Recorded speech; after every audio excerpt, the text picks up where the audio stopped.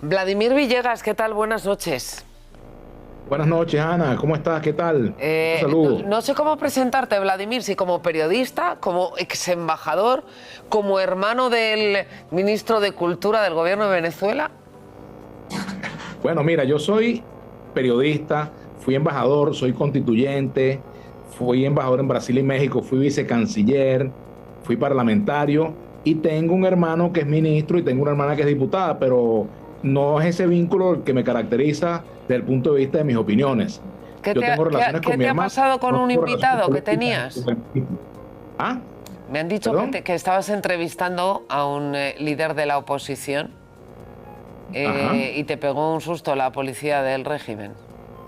No, eso no fue así. Te cuento, yo estaba en mi casa el día viernes y un joven activista de derechos humanos de la población LGBTI estaba siendo allanado en su casa y me pidieron auxilio y me pidieron que me sumara a una transmisión que ellos hicieron vía Instagram, y yo fui testigo de ese allanamiento. Fui testigo de ese allanamiento y permití que él se conectara a través de mis redes, que yo tengo un buen número de seguidores, y eso hizo pues que la información se divulgara nacionalmente. Tuvimos una transmisión de prácticamente 10.000 personas simultáneamente viendo todo lo que estaba ocurriendo, y después de eso Diosdado Cabello, actual vicepresidente del PSUV, dijo que eso era un falso positivo. Imagínate. Entonces ayer yo le respondí fuertemente porque ciertamente pues acusarme a mí de hacer un falso positivo es una forma de negar las terribles violaciones a los derechos humanos que sufrimos en Venezuela en este momento. ¿Qué Esos está allanamientos son más... ocurriendo en Venezuela? Descríbeselo a nuestros espectadores, porque vemos imágenes, probablemente muchas menos de las que querríamos ver para documentar lo que está ocurriendo. ¿Cómo está actuando el régimen de Maduro con respecto a los derechos civiles de los ciudadanos venezolanos? Bueno, mira, como te decía, yo soy firmante de la Constitución y te puedo hablar con propiedad. Nuestra Constitución establece que no se pueden incomunicar a los detenidos, se les incomunica. Nuestra Constitución establece que no se pueden practicar allanamientos sin orden judicial, se practican. Nuestra Constitución establece el principio de presunción de inocencia, y aquí se criminaliza a cualquier ciudadano. Se presentan a jóvenes a autoconfesar delitos, autoculparse de delitos en cámaras de televisión sin un abogado, sin derecho a la defensa. No se le permite a los presos políticos tener abogados escogidos por ellos mismos, sino que les imponen una llamada defensa pública. Además de eso, tenemos un problema muy grave, que es que no hay instituciones que defiendan al ciudadano, no hay independencia de poderes, los poderes están controlados por el gobierno, es decir, por el PSUV. Los integrantes del TCJ son mayoritariamente afines o incluso han sido militantes algunos del Partido Socialista Unido de Venezuela. El fiscal general de la República fue gobernador y fue parlamentario del Partido Socialista Unido de Venezuela, igual que el presidente del Consejo Nacional Electoral fue diputado del PSUV. Igualmente, pues también encontramos que un defensor del pueblo existe en teoría, pero no se ocupa de su trabajo, no defiende al pueblo, no atiende, no reciben denuncias de violaciones a derechos humanos. Aparte de eso, hemos también encontrado que se han dado situaciones de despidos de trabajadores. Por ejemplo, en el canal venezolano de televisión, me acaban de informar hace unos días que están leyéndole los estados de WhatsApp a los empleados, y ya casi 100 de ellos han sido despedidos por tener en el WhatsApp cosas que al gobierno no le gusta. Es decir, y también, bueno, la censura a los medios de comunicación social. Hay una situación de censura, de criminalización de periodistas. Tenemos trabajadores de la prensa, alrededor de 5 o 6 trabajadores de la prensa acusados de delitos de odio, acusados de terrorismo. Es decir, hay una situación de indefensión de los ciudadanos frente a un gobierno, bueno, que tiene en este momento muy bajo nivel de aceptación, y lo vimos en las elecciones. Yo no soy Consejo Nacional Electoral para estar diciendo quién ganó o no ganó, o quién ganó o quién perdió, pero lo que sí puedo decir es que ha habido un conjunto de maniobras destinadas a que no se conozcan los resultados que están en las actas, y la población que ha salido a la calle es para reclamar precisamente, bueno, que se conozca el resultado,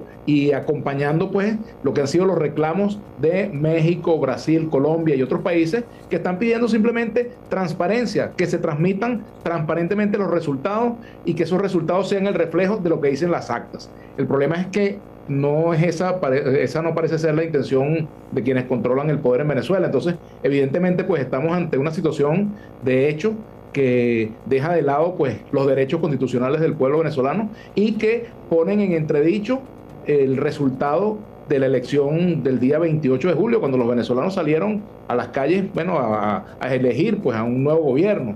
Y evidentemente pues ¿por qué se niegan a cumplir con lo que manda la ley en materia de auditorías, en materia de verificación de los resultados? ¿Cuál es el misterio? Bueno, cada quien sacará sus conclusiones, pero algo se está escondiendo allí, pues que parece bastante claro. La crisis política, humanitaria que está viviendo Venezuela se ha convertido ya en una crisis internacional para el continente americano y yo creo que Europa tiene mucho que decir ahí. Hoy ha comparecido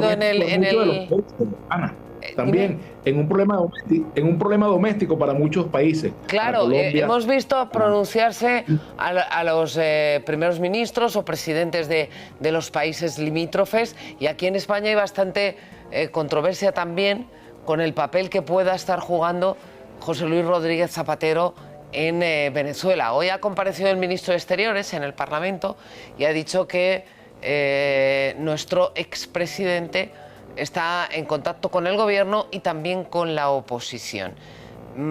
¿Qué está haciendo Zapatero en Venezuela? ¿Y está en contacto con la oposición? ¿Está en contacto con el gobierno? Bueno, evidentemente está en contacto con el gobierno y también está en contacto con la oposición y con factores de la plataforma unitaria. Se ha reunido, yo he tenido conocimiento de que él se ha reunido con factores de la plataforma unitaria en Venezuela. Y también tengo conocimiento por versiones que son para mí de fuentes muy autorizadas, en el sentido de que él se fue del país un poco contrariado porque no pudo hacer una gestión efectiva que permitiera un acuerdo político para la verificación de los resultados. Esa es la versión que yo tengo ahora. ¿Y por qué no ha pedido públicamente las actas como si han pedido los presidentes de otros países? ¿Por qué no lo pide él? Bueno, eso hay que preguntárselo a él. Yo no tengo cómo, no soy Zapatero, mi profesión es periodista. Entonces, bueno, pues, yo te preguntaba por si tú lo sabías. Lo que sí nos dices, Ana, es que ya no está en Venezuela Zapatero. No, yo tengo entendido que no está en Venezuela, y tengo entendido, por lo que sé, que se fue un poco contrariado por lo que me han contado fuentes para mí dignas de todo crédito. En todo caso, él se mantiene en contacto y fíjate, a pesar de que yo pueda cuestionar algunas actitudes que él ha tenido de falta de dureza frente al gobierno de Maduro en materia, por ejemplo, de presos políticos, etcétera, también debo reconocer que en muchos casos él ha sido un mediador que ha ayudado a resolver algunas situaciones. Entonces yo no lo descalificaría como una persona que puede ayudar, ¿verdad? Porque aquí a veces también se les exigen a algunos dirigentes políticos que asuman actitudes parecidas a las que uno tiene o a las que uno quisiera que ellos tengan. Entonces, no siempre es así. Yo creo que hay que esperar cuál es el resultado ulterior de todo esto, y yo no descarto que él vuelva a Venezuela y que pueda volver a tener contacto con factores de oposición, porque aquí en materia de ayuda, Ana, a la situación política que tenemos en Venezuela, nadie sobra y quizás nadie estorba. Todos los puntos de vista son válidos. Por ejemplo, los países que están en la OEA tienen su posición sobre el tema, los que votaron la resolución en la OEA tienen su forma de ver este problema, los que no votaron, como Colombia, México y Brasil, están cumpliendo un papel de ayuda. Yo tengo entendido que una de las exigencias sobre todo de Colombia y de Brasil, es la liberación de los el gobierno habla de 2.000, pero ponle tú que son 1.200 según lo que está documentado en las ONGs. Si el gobierno habla de 2.000, ¿dónde están los otros 800, verdad? ¿Quiénes son? Hay de todos los detenidos arbitrariamente, presos políticos y presos, porque le molestan a Maduro. Pero además, otra cosa, fíjate, a mí me cuesta creer que Venezuela tenga 2.000 jóvenes terroristas. Sí, ejemplo, ni que el WhatsApp sea un problema, ni que las redes sociales sean un problema, ni que los canales de televisión sean un problema.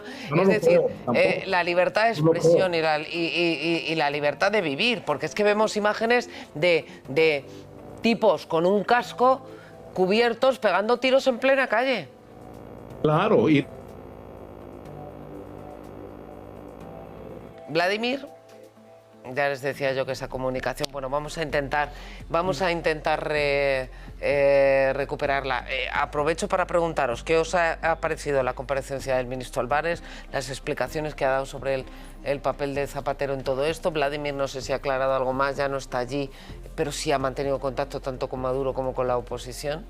A mí no me ha gustado, primero, porque hay muchos puntos oscuros en el caso de Venezuela. Primero, no hay actas. No va a presentar actas, está más claro que el agua. Este señor es un dictador que ya anunció que habría un baño de sangre. Hay entre 20 y 80 personas que han sido asesinadas en Venezuela. Hay casi 2.000 presos políticos.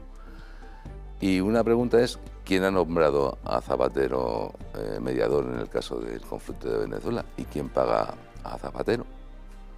¿Que ha conseguido que el dictador sanguinario perdone a varias personas?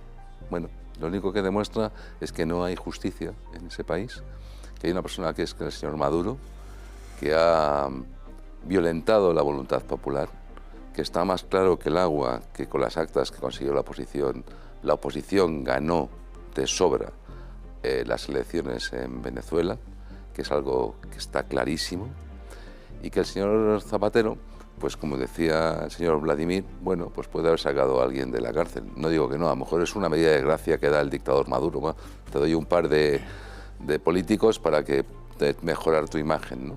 Pero lo único que está claro es que hay una violación continua de los derechos humanos, que se pintan las casas con una cruz para saber dónde está la oposición, que se mata a gente inocente y que el señor Zapatero está haciendo un papel, con todos mis respetos, de total ridículo. Es que no ha pedido las actas. Entonces, ¿para qué está Zapatero ahí? ¿Para que le conceda a Maduro tres liberados? Como el gran dictador que cede su voluntad, toma, te doy 3 para que puedas tener una mejor imagen. A mí, sinceramente, la actitud de España, que yo comprendo que es muy difícil, España tiene muchos intereses ahí, los países europeos tienen muchos intereses, pero yo creo que hay un poco que es la dignidad de un país, ¿no? Y sobre todo apoyar a un país que es un hermano nuestro, o sea, es que somos los mismos, está lleno de gallegos, de vascos, de canarios, es decir, y que hay una relación de amistad y de sangre desde hace muchos siglos, y desde luego el papel de Zapatero. Hay un vídeo en internet que se ve a Zapatero acercándose a un colegio electoral un día antes de las elecciones, y cómo la gente le tira cosas y le insulta y se ve al coche marcharse, ¿no? Eso de que Zapatero habla con la oposición, pues no lo sé. Yo siempre, lo único que le veo siempre con Maduro, con sonrisas, abrazos y tal, y con Delcy. No, es verdad, pero nunca le veo con la oposición. A ver, hemos recuperado la conexión con Vladimir y me da miedo que se nos vaya otra vez. Entonces, Vladimir, como parece que estamos teniendo problemas con las comunicaciones, Raúl quería hacerte una pregunta, aprovecha y vamos a preguntar y a responder rápido porque igual se nos vuelve a cortar. A ver, Raúl. Buenas noches, señor Villegas. Bueno, realmente son 2 preguntas las que yo les quería formular. La primera es, la represión estos días, ¿quién la está haciendo? ¿El ejército o policía e incluso lo que podríamos llamar grupos paramilitares? Y segunda cuestión, ¿la izquierda de Hispanoamérica le ha retirado el apoyo a Maduro? Bueno, en primer lugar, con respecto a lo que estaba señalando el anterior, el ciudadano que no lo tengo identificado, discúlpeme mi falta de ignorancia. Ajá. Fíjese lo siguiente, yo no quisiera meterme en el conflicto político interno de España, ese es un tema de ustedes, ¿verdad? Nosotros lo que sí, cualquier ayuda de cualquier persona que pueda interceder para liberar un preso político, para generar condiciones de mediación o de ayuda a resolución de conflictos, esa persona es bienvenida. Y sí sé, por fuentes muy confiables para mí, que el señor Zapatero se ha reunido con gente de la oposición. Que no lo haga público ya es otra cosa, pero tengo cómo verificar eso. Tengo fuentes que me lo han confirmado y por eso lo digo con toda la propiedad. En todo caso, pues, es de simpatía para unos, es de antipatía para otros, pero como todos, igualmente, nadie es monedita de oro, ¿verdad? Con respecto a las 2 preguntas, uno, la represión en Venezuela no está siendo ejecutada por el ejército, está siendo ejecutada por cuerpos policiales, también está siendo ejecutada por organismos de inteligencia, los allanamientos, las redadas, son por el SEBIN y también por la Dirección General de Inteligencia Militar, pero el ejército como tal no está actuando en represión al pueblo. Y lo otro son los grupos que son grupos armados, los llamados colectivos, que han actuado en algunos lugares. Y hay algo muy preocupante y es el hecho de que